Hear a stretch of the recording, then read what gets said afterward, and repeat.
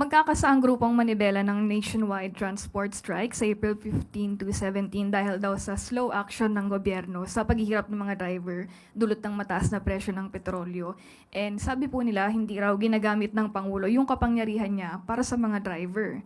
And hinihiling nila na isuspend yung excise tax at VAT on fuel products. Ano po yung tugon ng Pangulo at ng Malacanang dito? Wala pong kapangyarihan ng Pangulo na mag-suspend ng VAT dahil wala pong batas sa ngayon na siya binibigyan ng kapangyarihan. So baka nagkakaroon po ng misconception at ngayon ay baka nakakarating sa mga sa transport sector, sa mga drivers, sa operators na sa isang click ay isususpend ang Pangulo ang VAT. Wala pong kapangyarihan sa ngayon ang Pangulo na mag-suspend or mag-reduce ng VAT dahil wala pong batas na siya binibigyan patungkol dito.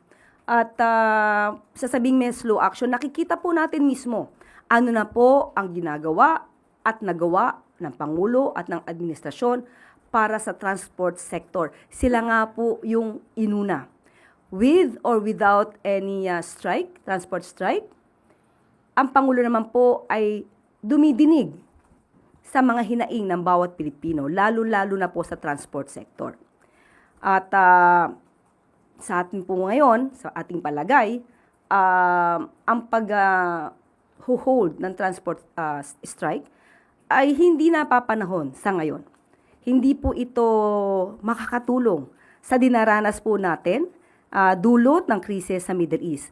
Ang kinakailangan po lamang talaga dito ay negosasyon, pag-uusap, pagtutulungan.